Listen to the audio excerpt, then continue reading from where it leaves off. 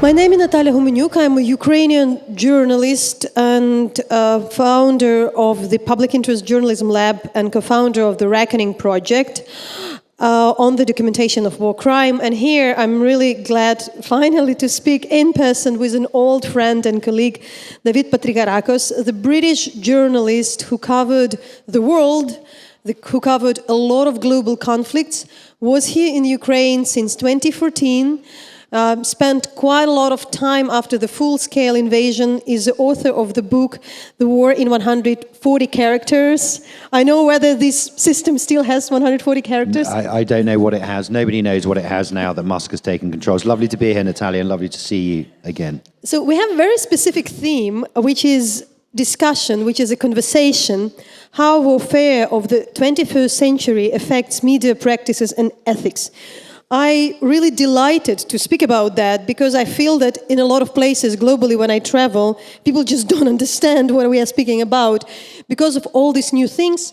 So I will announce, we'll have some time for the questions, but we would speak about the neutrality in the modern world, about the idea of the escalation of violence, or how it's to be embedded, how to speak to the other side, why we need to speak to the other side, and even travel to the other side, if necessary, under which conditions.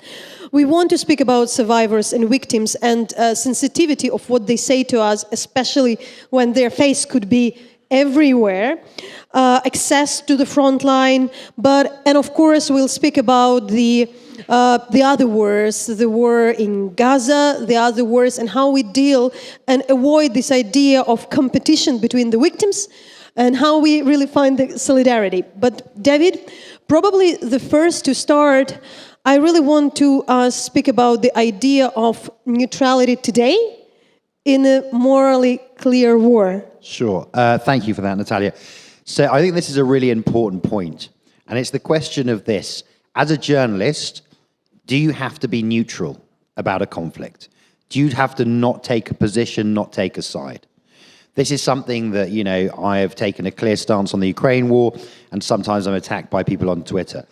I think this is actually a very simple question with an equally simple answer. The answer is this: there is no moral imperative to be neutral in a conflict that you cover.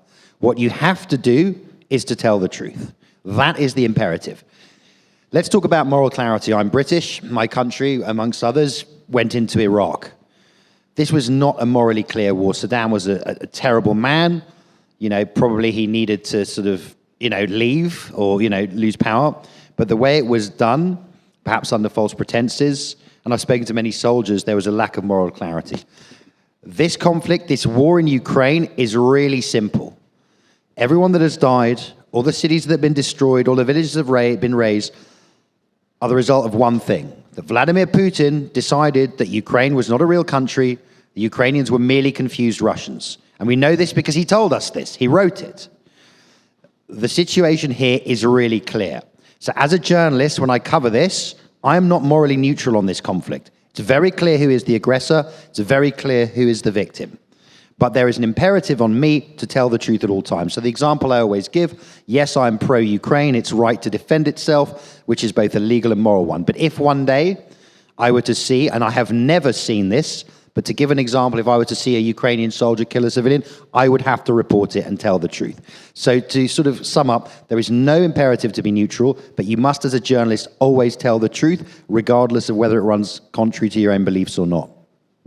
In this regard, like we had quite a lot of discussion about that and the balance, and that's the point, that there is a truth and that's it. Yeah. And that can be the judge. But the second theme, because I want to cover quite a lot of things, my point was about the escalation of the violence which is happening during this war from the couple of the position. First, I remember during one of the first articles I wrote, it was still attack on Kiev during the first week of the invasion.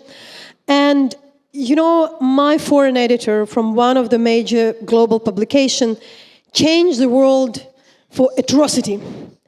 And I really told him, no, there is no yet atrocity. If I write today about attack on Kiev, about atrocity, what the hell I will write tomorrow? We would need to use this word later. And that was a bit like a challenge. Also, as I recently also talked to Timothy Garton Ash, who really like insisting, saying that like in Bosnia, you know, there was a war, and there was a public exhaustion. And then Srebrenica happened after 2 years, and society was shocked. In Ukraine, the most horrible things en masse happened in Mariupol, happened in Bucha on the second month of the war. And you felt that there was such a fast escalation of violence that, you know, after Bucha, people didn't want, and the editors any longer didn't want really to report on another murder or execution. You honestly, like they wanted to see the rape story, another story. And in Mariupol, something more horrendous, as if like everybody was asking you to have a worse story, as if nothing, what we have is not bad enough. How you deal with that, and how we deal with that. Look, it's very important. I mean, it becomes almost like pornography, and you're right. If you start with saying something is an atrocity, where do you go from there? And, you know, you have this, again, imperative from publications that they want the most extreme stuff, so people will read, people will click, people will share, but language matters, right? And, you know, people become desensitized to atrocity. So it's really, really important. I mean, like what you do with the Reckoning Project, right, is really important. You document the crimes, you document things. So you try and put frameworks around it, legal frameworks. But it is a problem, I think, in journalists, especially in war or conflict journalism. You know, what do you do? And there's always twin pressures. You talk about your editor. You know, we talked about the first question about balance and stuff. Now, when I was here in 2014, I was in Donetsk. That's when you could actually go to Donetsk. And if you remember, this was when Putin was still saying his soldiers were not in Ukraine. So I was writing, well, I can see Russian tanks. And then my editor said, I had to put in, but the Russians say they're not here. And I'm like, well, this isn't balanced. This is the recycling of nonsense. This is stuff I could see with my own eyes. So you get these twin pressures, right? On the one sense, there's this quest for a kind of pseudo-balance. On the other, it's like, we need to push everything. Everything has to be an atrocity. And it becomes deleterious to the profession and also to making people understand what is happening on the ground. But reporting, again, still, it very much depends on the media. So, for instance, you'll write for The Atlantic, then we would do the article for the Daily Mail, which is kind of tabloid, which has very catchy headlines. We did 2 stories with you within the Reckoning Project for the Daily Mail. I honestly should say I was a bit cautious because it's such a scandalous newspaper. But still, how you discuss it, you know, like how to find this ethical balance with so much crazy things happening that, you know, it's moral and ethical. Sure. I mean, I remember we had those conversations, and in the end, you know, you looked at the text and it was okay. I mean, there is a problem with headlines generally in journalism. You know, this famous thing, I don't write the headlines. The amount of times I've looked at a headline on any publication, I'm like, that's not what I said. But you have to find the balance, and the point is, different media have different styles. They're seeking to attract different audiences. Now, as someone who wants to get the message about Ukraine, the Mail is really important because it's the biggest selling newspaper written and the 10th most read English language news website in the world. But you have to be aware of the audiences that you're dealing with and the editorial guidelines. This is always a negotiation because in the end, journalists, what we do is we deal in words, also images, but you and I primarily deal in words. And words matter, right? And words are how you relay the reality on the ground. And when there are all these conflicting pressures, editorially, linguistically even, it becomes very, very difficult and very, very problematic, especially when you're dealing with an adversary now that you have no access to, right? I think we've discussed this before. You know, I would like to interview Russian soldiers if I could, but I can't.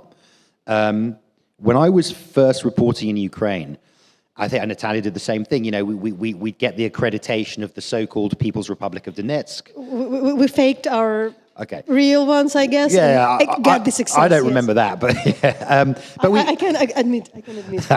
No, but we went in there, right? They were trying to say that, look, we are a serious people, we're a serious country. It's all nonsense. But we got in. Now, when I went up to close to the zero contact line in Kremina, the first thing the Ukrainian soldiers did was to help me, was to rip press off my flak jacket because the Russians are targeting journalists. If you put press, they'll try and target you. So this is what we're dealing with as well. I would dearly love to interview Russian soldiers. I would like to go, to their positions, but we can't. But then I would still want to speak about the rules of that, because in your book, which I highly recommend to read and which is also available in Ukrainian, it's really a lot about disinformation, but you were speaking about the Russian disinformation, but you were also writing about the brainwashed jihadist and the idea how you deal with those people and how, there was a profession in France to later speak to those jihadists which we believe were brainwashed and kind of unbrainwash them back. And so there is a presumption that you speak to people we claim to be terrorists and jihadists. So of course for us, we hope sooner or later there would be an opportunity to interview Russian soldiers. And I'll deliberately will speak separately about the prisoners of war. But what are the things, what are the things how you speak to those people? What are the also, maybe it's sometimes difficult to speak to them morally as well, not just professionally. Sure. I mean, look, I've been in Gaza, not at the current war, but before, and I've interviewed members of Hamas, and they've told me about why they do what they do, and it's very. So I interviewed a very senior Hamas member, and he told me they have no problem with Jews, merely Israelis. Although it was interesting because my fixer was translating, and the man kept saying El Yahud, which means Jews. My fixer kept going, and the Israelis. But, you could have a reasonable conversation. Then I interviewed Islamic Jihad, who are the guys, they are associated with Hamas, but theoretically too crazy of Hamas. And, he was saying that Jews were descendants of pigs and apes. And I said, what would you do if there was a Jew here now? And he said, I would cut off his head. So there's obviously only so much conversation I can have with someone like that. But the point is, when even this, you get a sense of who you're dealing with. You put a face to your adversary. You do go and speak to Hamas. You understand. You go into Gaza, you understand the way that they live, you understand the challenges they face. And it is vital to understanding or creating a more complete picture of the conflict.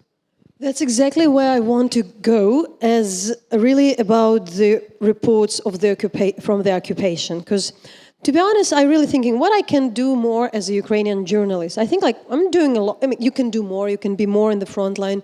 We record the war crimes survivors, you can be on the front line.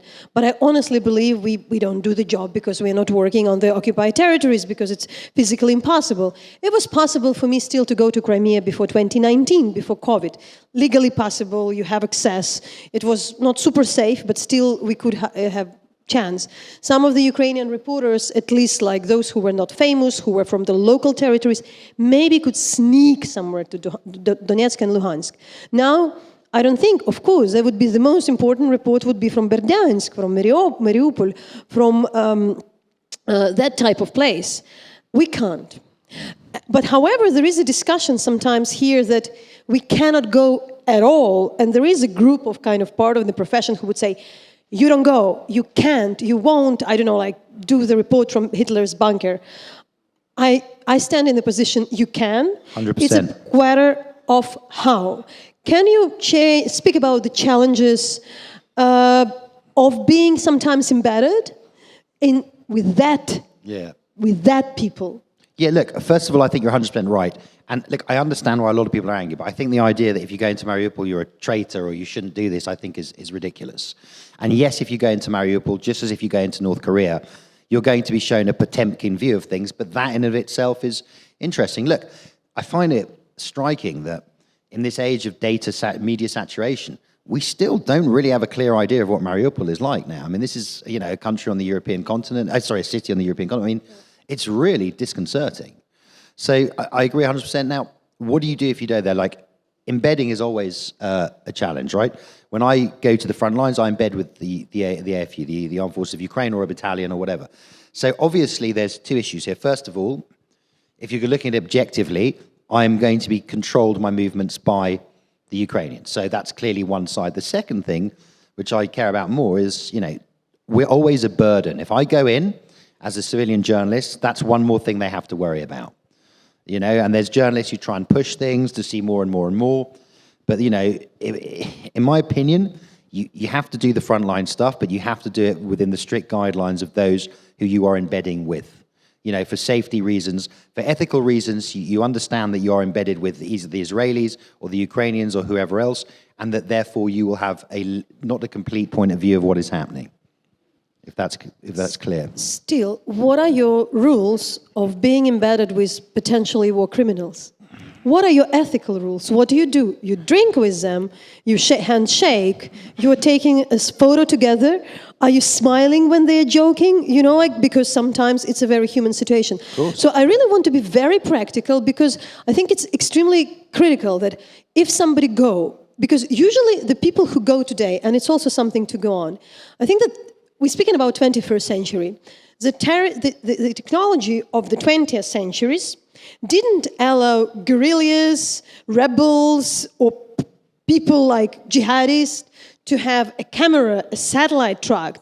So therefore, bin Laden would like to have a Channel 4 correspondent in his newsroom.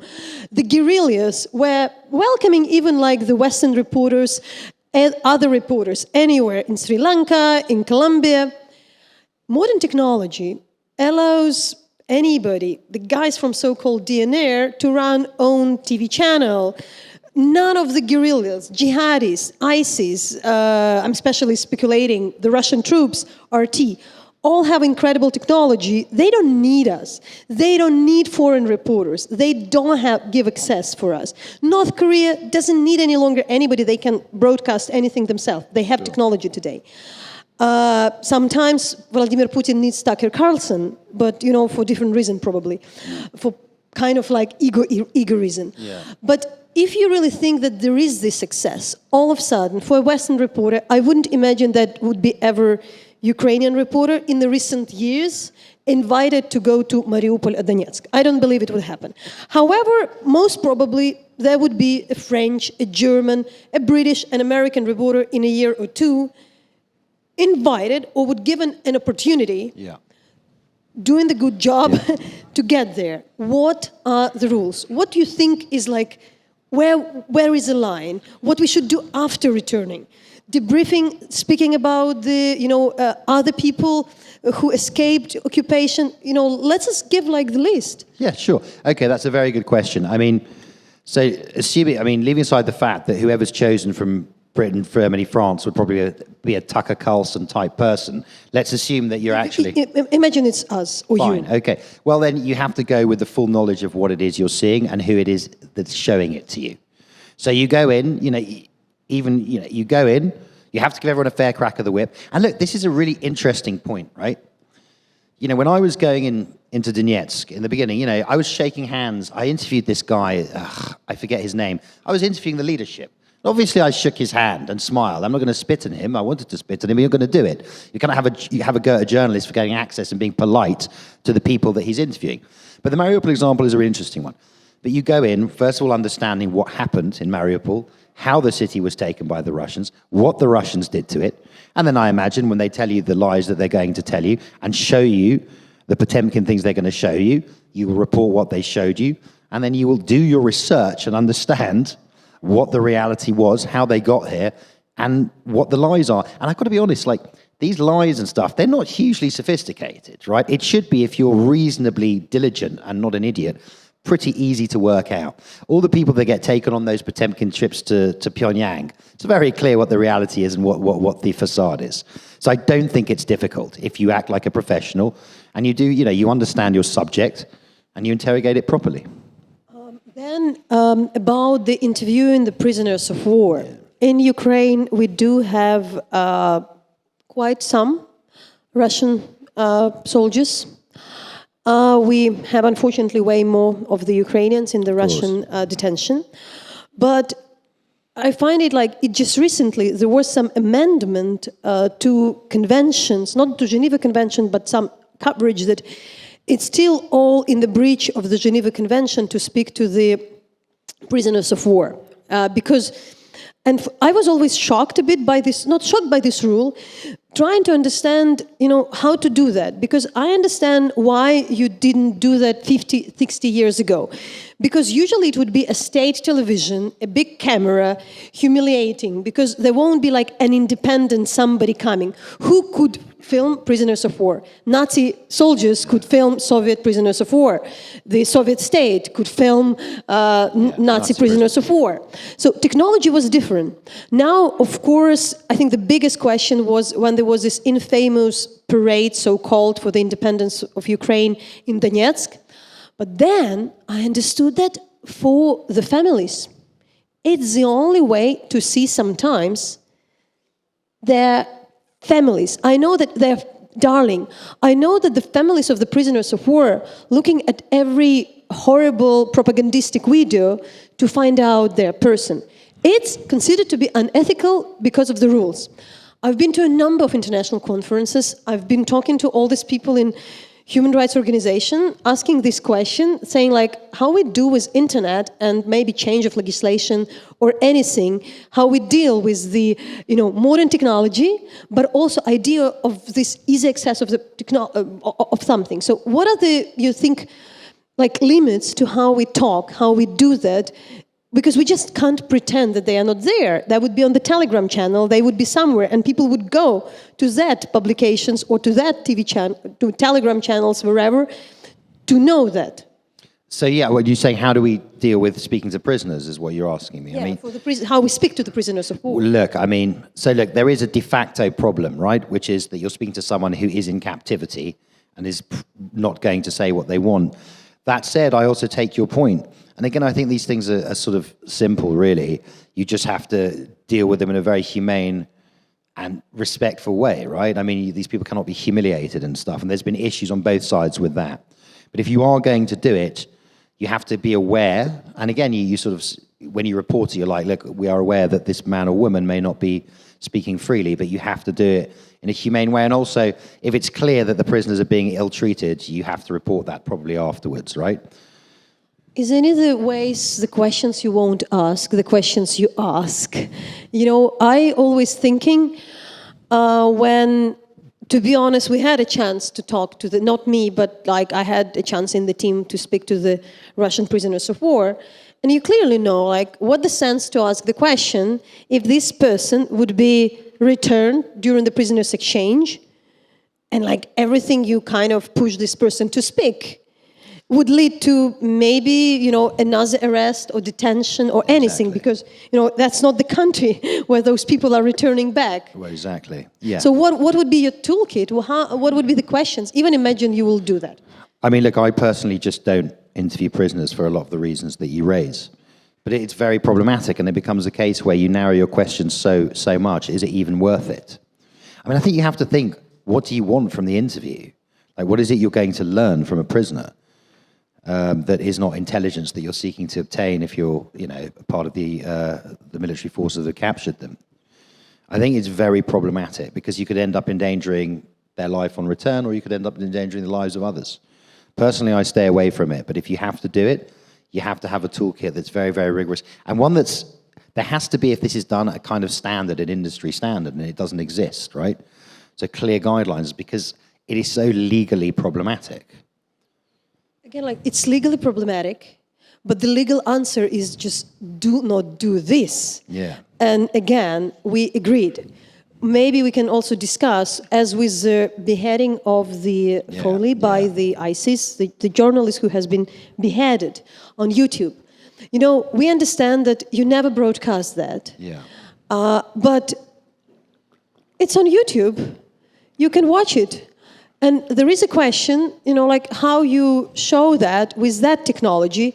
You cannot pretend there is no this technology. You can work for a major TV network in your state and say, like, we didn't show that, but the people would go. So I'm in favor of the idea you have some limit, you have some warning, maybe not live, maybe not beheading, but this part, maybe with some graphic, but you still want to keep the audience where you are, with the limit. So how we can, discuss and push these standards, bring something to these standards? I mean, so the Foley thing is interesting because, when they started doing that, it was kind of worked both ways because, first of all,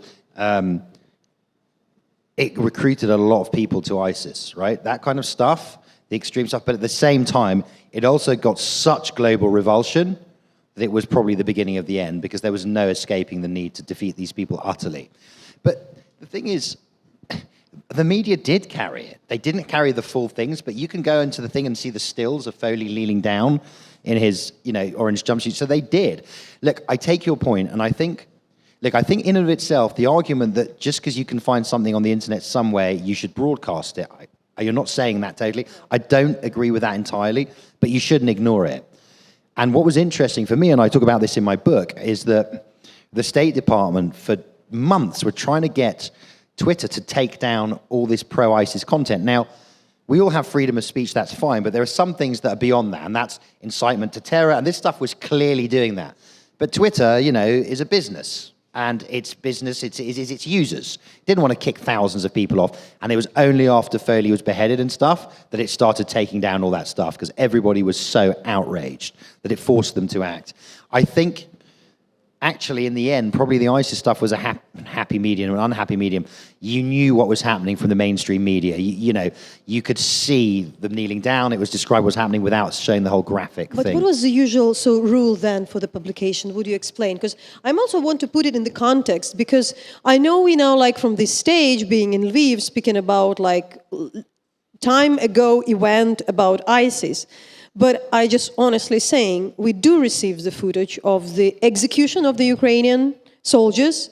We do see the footage of the execution of various kind of atrocities. Usually they're in the Telegram channel. Yeah. And the rules are so flown that honestly, we do not have a reference often. So I want to understand, how was that discussion when that was shocking video came, and what was the agreement of the networks? Even if it was 10 years ago, Yeah, but there wasn't one. That's the thing, why is all this stuff on Telegram? Because they have a free speech approach to things. It's nonsense. They just don't moderate properly. That's why all the Russian disinformation channels are on Telegram. That's why all those occupation governments have Telegram channels, because they don't get kicked off. And this is the thing, Natalia, you make a good point. It's what was the agreement from the networks? It wasn't really.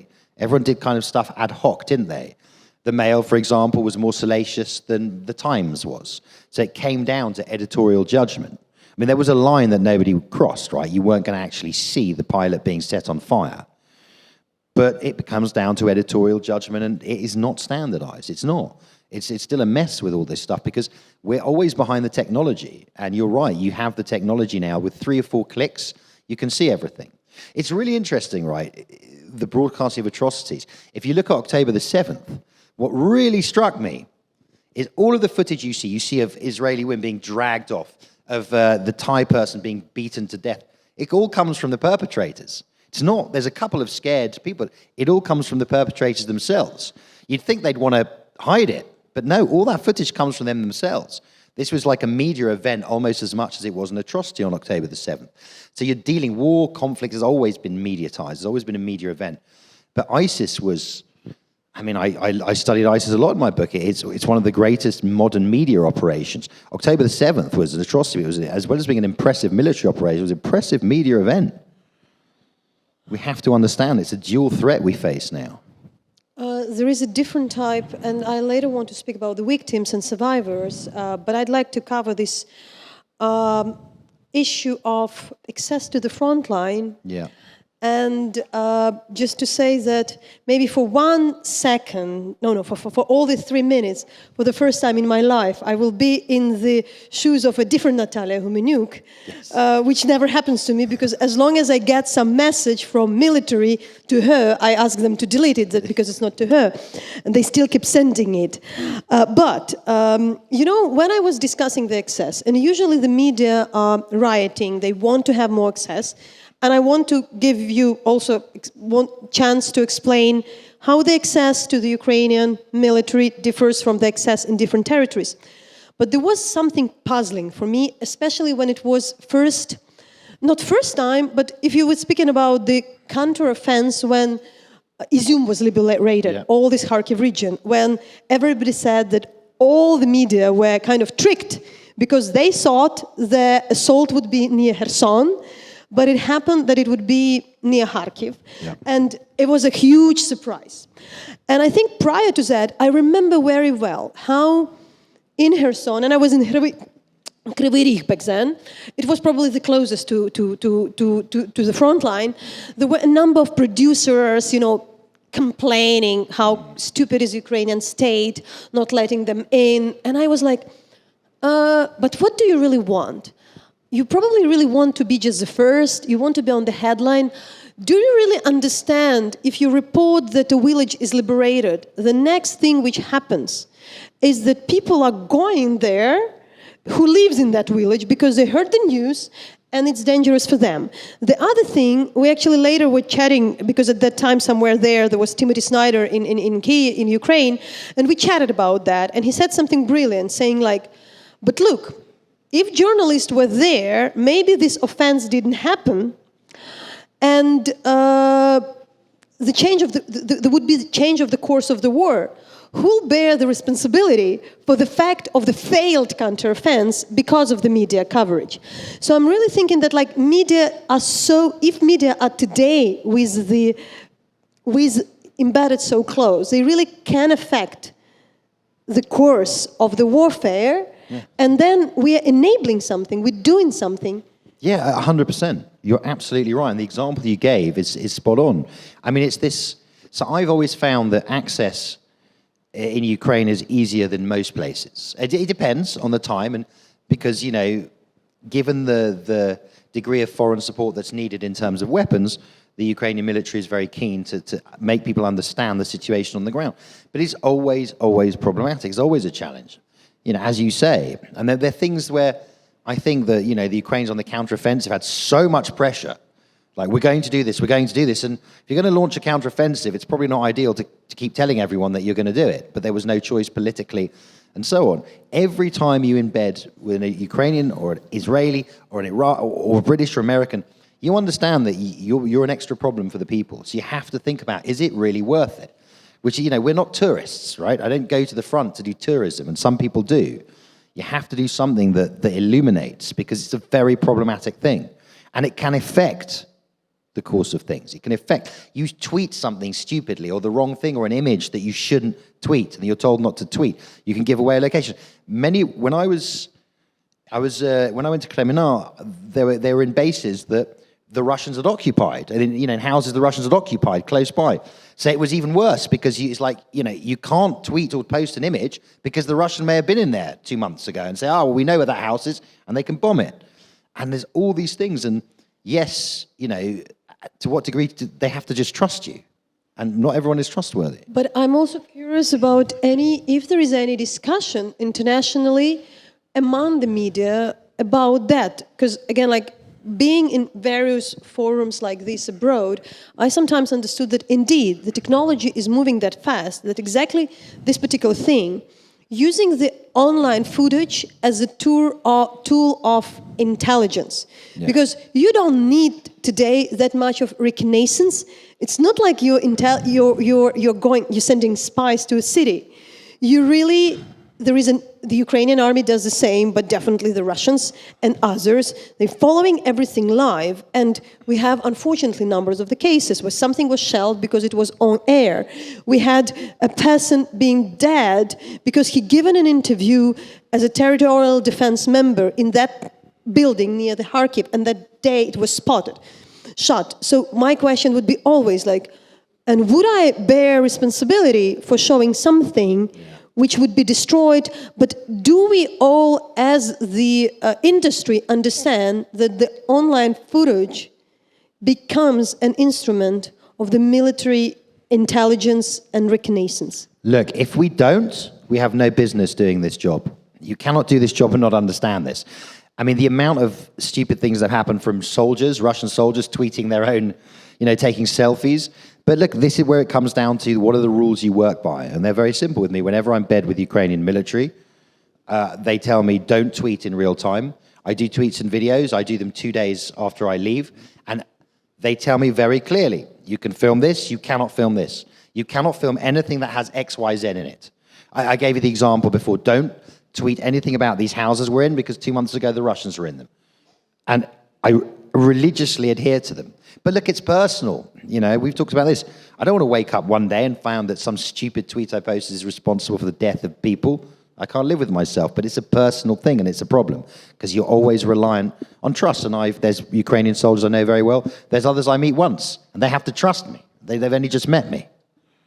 And then I want to go for the survivors. And I think that in this crowd, in this audience, wherever, there is nobody who wants to harm the survivor, the victim, the person, the civilian. We're all in the good side, but sometimes we do not understand, and it's also my question, like for somebody who covering the distant country. I remember myself, to be honest, like how internet made me so much more responsible, because to be honest, when I was reporting like 2008, the protest in Iran, look, you have no chance to you sometimes forget the name of the person. Maybe it was Mahmoud, not Mohammed, and you made a mistake, nobody would ever mention. Yeah. You actually would write an article in a Ukrainian publication about a Syrian survivor. Nobody in Syria would never know because it's published, it's on print, and they don't know the language. And I remember very well when I returned from, I think it was the fall of the Aleppo near Gaziantep, and there was a boy who was 10 years old. We talked to him. He was Syrian refugee, survivor from Aleppo. And he was very internet savvy, so we posted the report. And, you know, like, he came to my comments. And I understand this Syrian kid kind of would comment on my Facebook. There is a double responsibility today that, you know, somebody coming from Argentina or from, you know, Colombia or Cambodia would report the name and surname of the Ukrainian village in his language. But Google Translate would allow, you know, open the name, undercover, disclose something. And I do think, like, how we now need to be, like, over careful, knowing that every slight detail of that particular person in whatever language is like an open thing for perpetrators, for those who will find them. Again, like, how do you work with that? Because for a while, I think you were in times when it was in print and the harm was way less. Yes, completely. Harm. Look, this is the century of information overload. The 20th century, you tried to cover things up. Now you can't cover anything up. You can be a Russian dictator and you send assassins to England to assassinate someone on Salisbury Plain, and a geek on the internet will find your GRU identities and put them online. This is really problematic. And as you say, like, it's uncontrollable. So it comes down to the individual ethics and integrity of the individual journalist. And that's very dangerous. Like, it's very dangerous. You're right. Imagine you do everything correctly, or someone goes to Syria, doesn't follow the rules, does it in Arabic, and they think they're fine. But someone can Google translate it, and you can reveal something, and an entire unit can be killed or something. I mean, it's horrendous. It's horrific. But I don't see any solution to it beyond trying to instill, because the assumption is people who go are professionals, but that's not always the case about reporters. And also some reporters don't care, or they do care, but they will not let anything get in the way of headlines or a story. And this is something else you have to manage. It goes back to the desire to, escalate everything all the time. It's the same impulse. Get what we need, whatever. We'll go for the questions after this question of mine, so please prepare. And it can be anything, but we have the theme, how warfare of the 21st century affects media practices and ethics, so we tried to stick to that and cover quite a lot. What I'm very puzzled now, because I'm also while my working within the Reckoning Project on the documentation of the war crimes, part of our intention is now to tell the globe what's going on in Ukraine. And wherever I go internationally, there would be this question and how about Gaza? And I have my ways to say that I'm using every platform I'm invited as a Ukrainian to raise awareness there are horrible things happening in Gaza. I remember I was a couple of weeks ago to a big journalistic festival in Italy. To be honest, the only thing I can do for Gazan journalists is just to, from Solidarity Point, come to every panel. And I was questioned by somebody saying there are less Ukrainian panels this year, there are too many Gazans. And I said of course there should be panels about Gaza, because they are not covered enough and they are shut down, and it's we are in the oppression. But my question is, how in this world to avoid this competition? We are all victims. None of us will survive on alone. It's we are not having saying like, be with us. Yeah. I think we can do both. So what is your way to deal? And you covered both conflicts. Yeah. I mean, look, it's a good point. And as you say, it's not a zero-sum game. If there's coverage of Gaza, it doesn't mean it's bad for Ukraine. Unfortunately, on a practical level, sometimes if Ukraine disappears from international headlines, then, the Ukrainian cause gets less proximate to the concerns of Western, especially American policymakers. And that has tangible effects, I guess.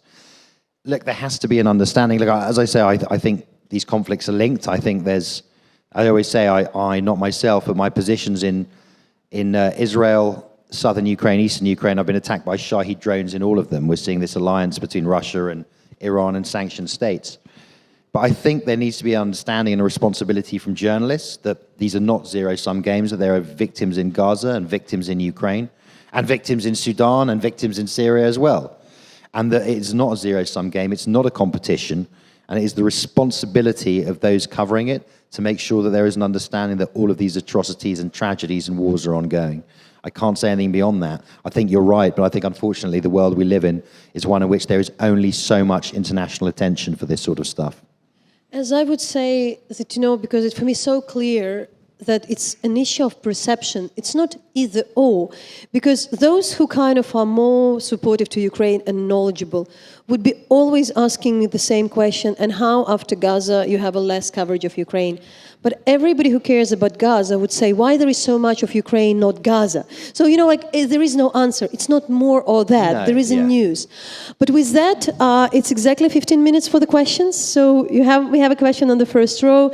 If you feel it's necessary, introduce yourself. If not, just ask your question. Hi, Natalia. I know your work. Hi there. My name is Darina Zabriskie. I just spent 6 months reporting from Kherson and filming there, so I've encountered a lot of these issues. And one of them extended and building up on information that we share as journalists being used as intelligence, and it obviously can cause harm, physical harm, but it also is being used as a tool in the hybrid war. It's being weaponized. Say in Kherson, very concrete, if you share some local news or an interview with a local person criticizing their local government, it will be immediately jumped upon by the Telegram channels from the other side, and they will be using all the mechanisms to discredit the government. And there are a number of examples like this. So how do you guys deal with that? As a Ukrainian, I would answer, I always say that, democracy is never perfect. Democracy is not where things don't happening. Democracy is a place when you see the mistakes, you discuss them, and you speak about them. I don't believe you can silence the problem. The best thing which happened, not the best thing, sorry, it was not the best thing, but I think very important for me. When there was this horrible situation with a former Ukrainian children ombudsman who lied about the fact of the, rapes, which there were rapes, but they were not the ones her team was spreading around. The fact she was fired, because including of the journalistic investigation, was the major thing to tell we're doing something with bringing back the credibility for the Ukrainian government, rather than pretending it's not happening because it didn't. So I think for us in Ukraine, it's very important to have this cause to tell that if something is discussed, that's the way to solve it. That's how we solve the issues. Ukraine has difficult issues with the military censorship, with access, with the people in the front line, including with my name. We have all those issues, but I think what happens, we create a buzz, we argue, and it's solved. And that's how it's working in Ukraine, for international reporters and for the others. If we didn't discuss the problems, we'll be already doomed long ago. 100%. I mean, you're Ukraine, not Russia. Look, I take your point, but there's also comes a point that the Russians weaponize everything, right? Zelensky's Jewish, they call him a Nazi. So they're going to lie about everything, really. Yes, they can say, well, oh yes, they're talking about corruption, but they'll do it anyway. So Natalia's absolutely right. More questions, if you have the hands. It's such a topic. It's ethics. And I think that there are so many questions about that. I hope, yes, I see. Sorry, it's not always very good to see from the stage, so please help us. Tamar Ginzurashvili, Media Development Foundation, Georgia. I have a question regarding Russian journalists in exile. What role they play in informing public about the war in Russia and how to reach Russian audience, because this is also the part of the problem. Okay, well, I'll start and then I'll let Natalia give a more comprehensive answer. I think the role of exiled journalists is always very important. I think no one can speak about the oppression and the challenges of being in Russia than an exiled Russian journalist. And there is a long history of Russian exiled writers, journalists, giving us the truth about things inside Russia. I mean, let's not forget Solzhenitsyn, etc., and the gulags. So I'd say that they'd play an important role. I really think that there is a problem today with the with the exile, because it's still possible to have some information inside. You really feel that if you're too long outside, you are detached. You know, and maybe it was possible with Radio Free Liberty in the 60s, 70s. But the more we even speak about exiled journalists from Myanmar, from Iran, from everywhere, you really understand that, you know, the audience is so far away and they keep on listening, just, you know, like those exiled journalists are speaking to the audience in exile. That's a huge challenge. So I think that there is a difficult issue. I talked to Adam Michnik, the famous Polish journalist and reporter, and he said he would never leave Poland. He didn't leave Poland during the communist time, and he was in prison, but he said, like, I didn't have a wife, I didn't have a kid, I was in jail, and I could speak more, but I won't judge those who didn't leave. So I think that there is this question of staying. I have a friend who is a Russian journalist. She's 64. She was detained last week. She probably would be called a terrorist, and she's 64, and she probably would be there for the next 20 years. But she decided to stay. Still, I think for us the question is about how useful you are to Ukraine. So one thing, you just criticize Putin, and you investigate corruption in Russia. I don't think it's really helpful. It's important. But what Russians can do, you know, I know like investigative units like Важные истории and the others, they do investigations about the Russian companies which can help to impose sanctions on the Russian companies which produce some weapon, so this weapon won't be produced. So there is I think that they need to rethink the way how they deal with journalists. I think we need the help of them in identifying Russian military. We can do some of the things as Ukrainians. In some cases, probably. We know there are some who helping to identify where there are Ukrainian kids. So there is a very limited practical thing that they can do. I wish they do more. Yeah, I agree. I mean, and I guess you're saying let them still practice investigative journalism rather than just reporting. One thing I will say, I do agree with you, but let's not forget that some of the most effective things like BBC Persian, which the regime despises, was put together and founded and run by exiled Iranian journalists. So I think there is a role they could play, and they do a lot of the investigative stuff that you talk about. Yes. Still, if there is a question, we have some minutes still. I don't see, yeah? Oh yeah, Kevin.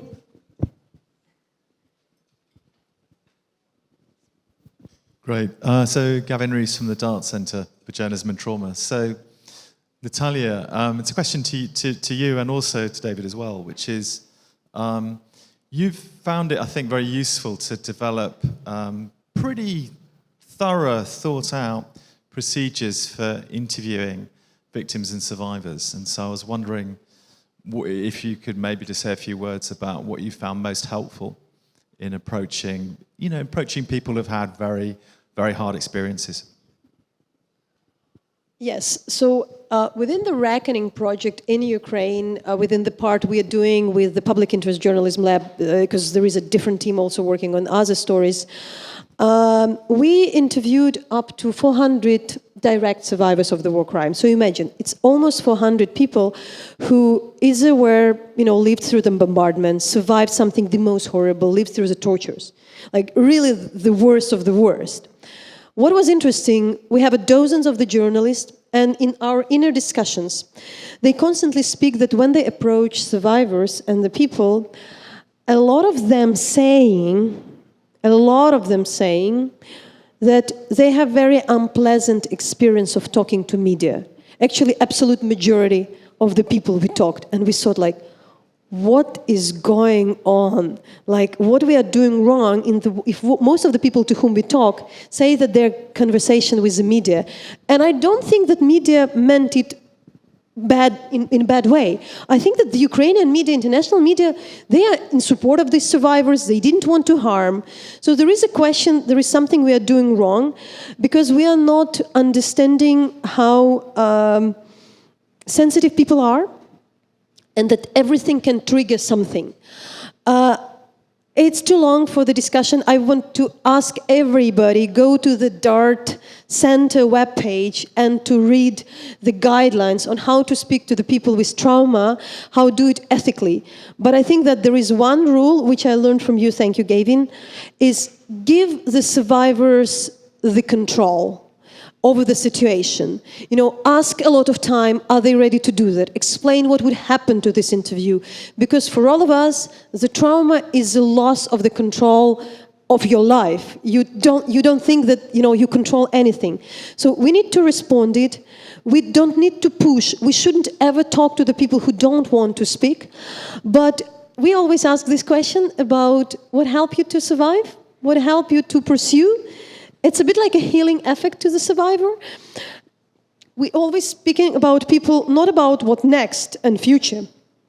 Because if you ask a person from Mariupol, what's your future, it actually can make it worse because there might be no future for this town in their kind of time span.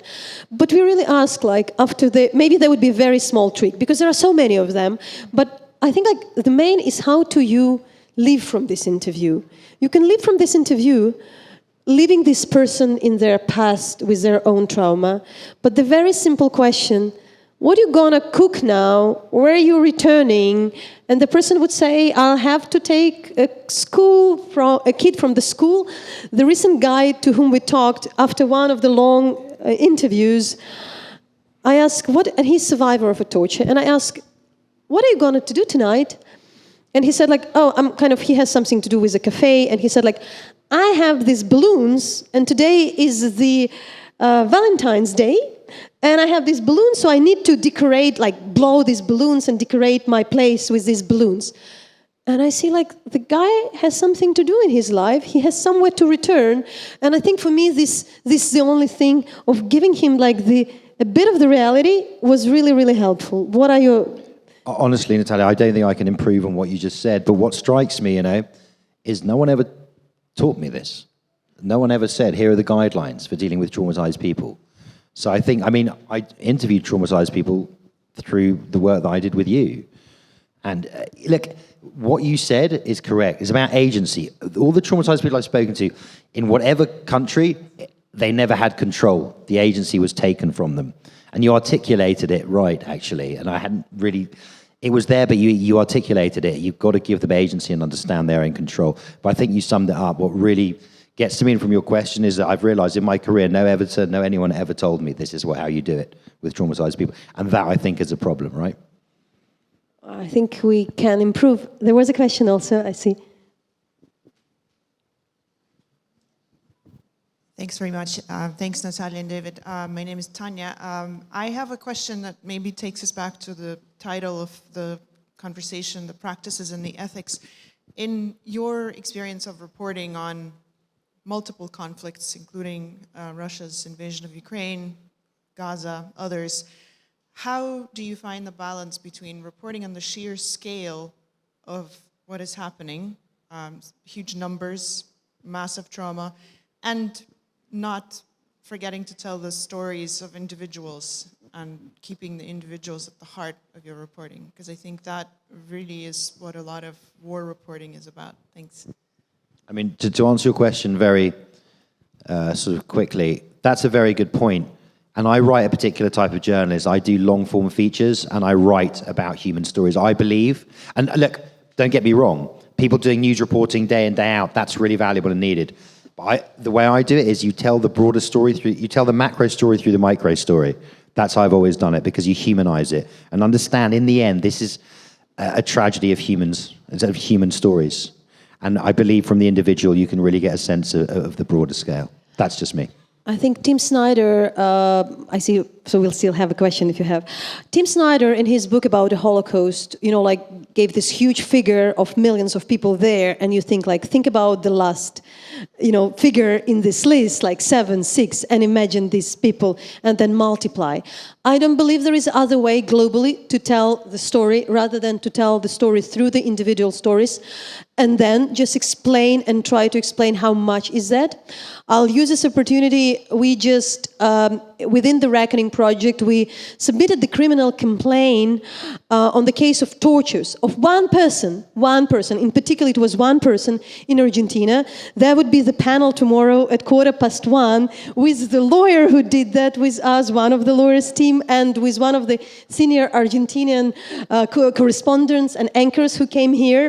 So we will speak about that. But after that, I was giving a tour in Latin America, and I was speaking for the university in Guadalajara, Mexico, where there were 120 students of around 20 years old.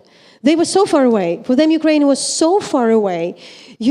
I couldn't, they didn't know what Chernobyl is. They're just too young. And it worked.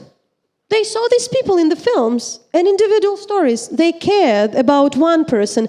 So I think unless we tell one story and saying that is a story of one, but there are more of them, there is no any other way. And actually there was this Chilean students I also speak, and then they said look, maybe we also need to think about Gaza, because now in Ukraine you show your individual stories and feel empathy, but in Gaza they show this kind of footage of bombardment, and we rarely see the individual stories of the Palestinians. So maybe that would be the way to evoke some empathy to them. And I think I said probably if you want to have more empathy to Palestinians, please try that. As a rule of thumb, humanize where you can, right?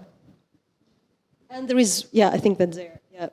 Still the last question, and then everybody can ask the questions wherever. Yes, thank you so much for this discussion. I'm Veronica. I actually wanted to ask, journalists always looking for exclusives. They are looking for some special news that nobody done before. And David also mentions that if you have an opportunity to speak to Russians, somebody from there, you would definitely do it. Absolutely. So my question is that actually, how do you find the balance? So Ukrainian, for instance, they are mostly too accessible, I would say, that we are really open to discuss all of that, give interviews, whatever you need, we are ready to do that.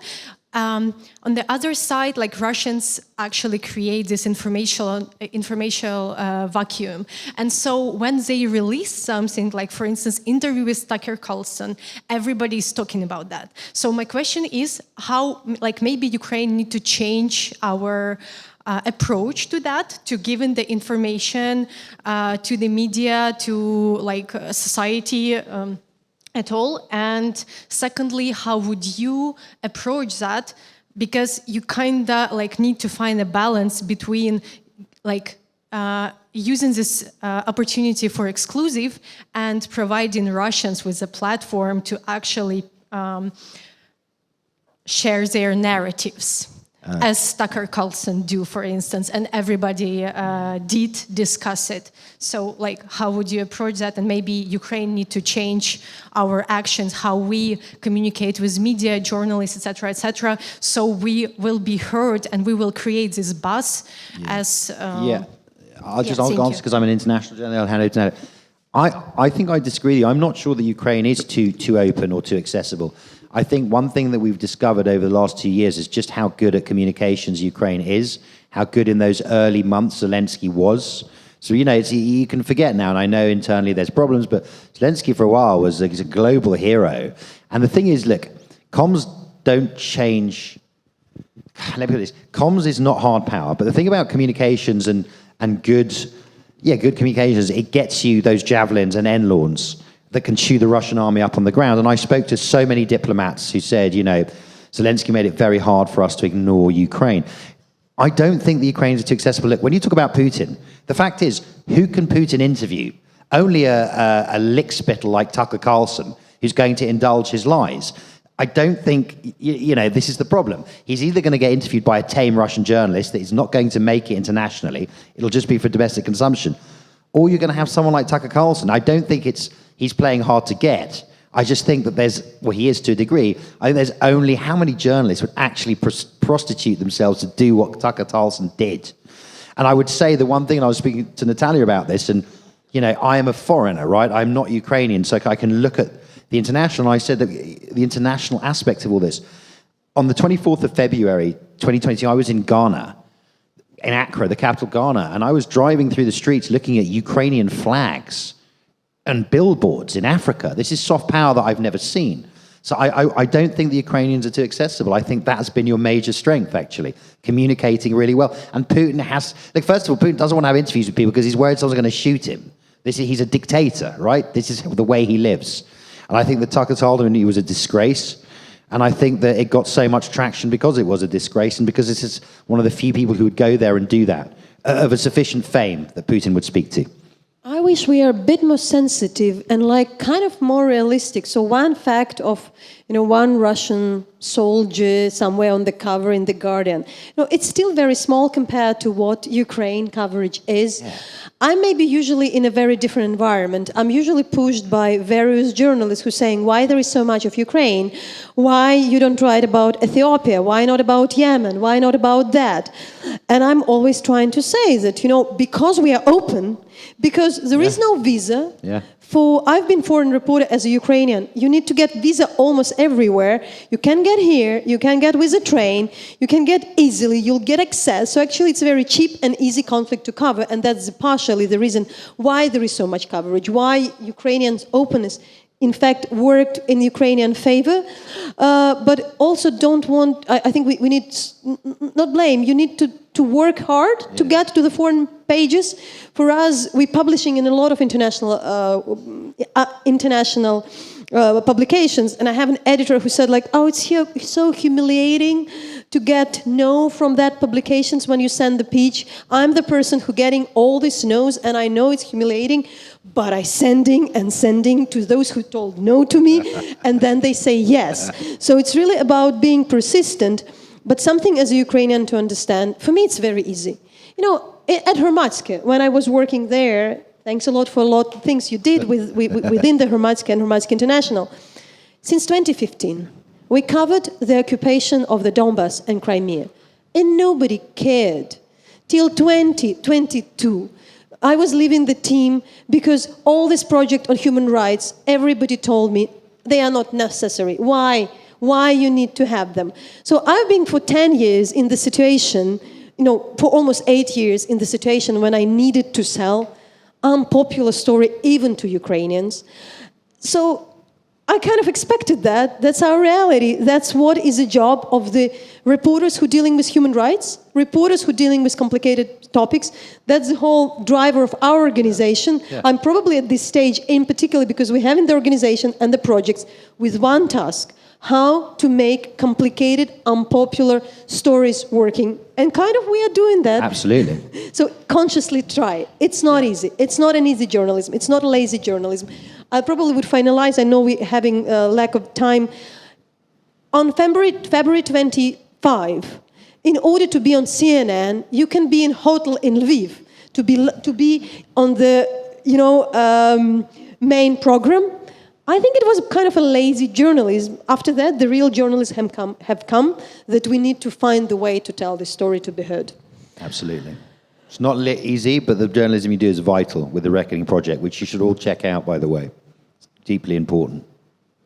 Thank you so much for that. Thank you. Read David's stories from Done With Us, Done Always.